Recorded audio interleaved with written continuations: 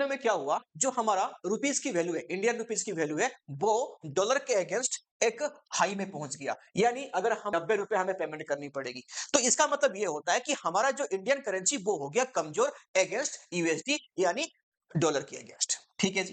तो ऐसा कब होता है कि बेसिक समझ लेते हैं। यानी अगर हमारा इंडिया की इंपोर्ट अगर बढ़ गया, किससे? एक्सपोर्ट से, यानी हमारा आमदनी जो हम बाहर कंट्री से सामान खरीदते हैं, मंगाते हैं, वो बढ़ गया, ताकि अगेंस्ट जितना हम उनको बेचते हैं, जो एक्सपोर्ट करते हैं। 2023 की अगर सेम डेट को देखेंगे, तो हमारा जो इंडियन रुपीस की जो वैल्यू था अगेंस्ट डॉलर, वो क्या था? 82.10। बट अभी देखो, तो ये एक साल में ये कितना हुआ था? 84 हुआ था।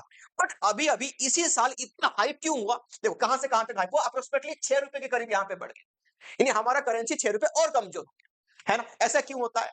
मैंने बोला बेसिक चीज हमारा क्या था कि हमारा इंपोर्ट बहुत ज्यादा बढ़ गया देन एक्सपोर्ट। सबसे ज्यादा दिवाली में, हमने इस साल की दिवाली में हमने गोल्ड की इंपोर्ट कर रखी है। कितनी?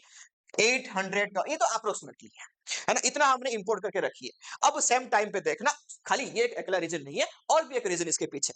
विड्रॉल ऑफ एफआईआई यानी फॉरेन इंस्टीट्यूशनल इन्वेस्टर है, वो अपनी पैसा इंडियन मार्केट से निकाल के अपनी कंट्री में लेके जा रहे हैं। कि उनका ये मानना है कि इंडियन की जो शेयर मार्केट में जो शेयर की वैल्यूएशन है, वो बहुत ज्यादा एक्चुअल वैल्यू से ज्यादा है, यानी हाई वैल्यूएशन पे है, इसलिए वो उसको बेच के यहां से निकाल रहे हैं अपनी पैसा। तो ऐसे दो रीजन की वजह से हमारे इंडियन करेंसी अगेंस्ट यूएसडी बड़ा कमजोर पड़ रहा है, जिसके वजह से हमें इनको पहले से ज्यादा पेमेंट करना पड़ता है। तो ऐसे इंफॉर्मेशन जानने के लिए पेज को फॉलो कर देना, चैनल को सब्सक्राइब करना और लाइक भी कर देना।